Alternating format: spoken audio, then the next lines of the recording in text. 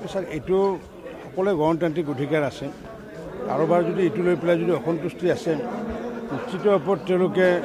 আমাৰ সুপ্ৰিম কোৰ্টত কাষ চাপিব পাৰিব গতিকে সুপ্ৰিম কোৰ্টত কাষ চাপি পেলাই তেওঁলোকে যিটো ন্যায় ল'ব লাগে আছে তেনেকুৱা ন্যায় ল'ব বুলি আমি আশা ৰাখিছোঁ নাই কেণ্ডিডেট যিহেতু এইটো বিষয়টো যিহেতু ইউপিপিএলৰ বিষয় যেনেকুৱাকৈ অসম গণ পৰিষদৰ বিভিন্ন চিন্তা চৰ্চা কৰি তেওঁলোকে আজি প্ৰাৰ্থী ঘোষণা কৰিছে ঠিক তেনেকুৱাকৈ ইউপিপিএল দলেও নিশ্চিত ওপৰত প্ৰাৰ্থী ঘোষণা কৰিব গতিকে আমাৰ প্ৰাৰ্থী কোন হয় প্ৰতীক কি হয় আমাৰ কাৰণে ডাঙৰ কথা নহয় আমাৰ কাৰণে হৈছে কি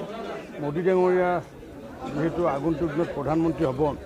মোদী ডাঙৰীয়াৰ লগত যাতে আমাৰ মিত্ৰজোঁটৰ প্ৰাৰ্থী কোকৰাঝাৰ সমষ্টিৰ এজন প্ৰাৰ্থী যাতে পঠাই পেলাই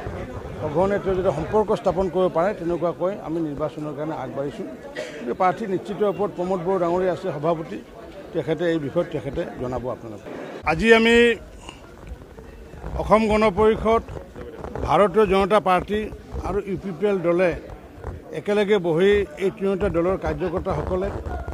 এখন আমাৰ ইলেকশ্যন মেনেজমেণ্ট কমিটি আমি গঠন কৰিছোঁ আৰু লগতে আগন্তুক দিনত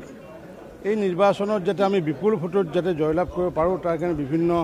ধৰণৰ আমি আলোচনা কৰিছোঁ বিভিন্ন ষ্ট্ৰেটেজি আমি নিৰ্ধাৰণ কৰিছোঁ প্ৰতিটো বিধানসভা সমষ্টিতে একোখনকৈ আমাৰ মেনেজমেণ্ট কমিটি গঠনৰ প্ৰক্ৰিয়া চলি আছে 13 তাৰিখৰ ভিতৰতে গোটেই মেনেজমেণ্ট কমিটিসমূহ বনোৱা হ'ব আৰু পাৰ্লিয়ামেণ্ট ভিত্তিত পঞ্চায়তজনীয়া এখন সমিতি গঠন কৰা হৈছে আৰু অহা 14 তাৰিখে ৰাতিপুৱা ঠিক 11টা বজাত দেশৰ প্ৰতিৰক্ষা মন্ত্ৰী মাননীয় ৰাজনাথ সিং ডাঙৰীয়া আমাৰ কোকৰাঝাৰত আহিব আৰু কোকৰাঝাৰত তিনিওটা দলৰ কাৰ্যকৰ্তাসকলৰ লগত আগন্তুক দিনত নিৰ্বাচন সন্দৰ্ভত তেখেতে মাৰ্গদৰ্শন আগবঢ়াব আৰু বিশেষকৈ এই দুটা কাৰ্যসূচী মেনেজমেণ্ট কমিটি আৰু লগতে আমাৰ যি ৰাজনাথ সিং ডাঙৰীয়াৰ যি কাৰ্যসূচী এই কাৰ্যসূচী দুটা লৈ পেলাই আজি আমি বহিছিলোঁ বিস্তাৰিতভাৱে প্ৰমোদ বড়ো ডাঙৰীয়াই জনাব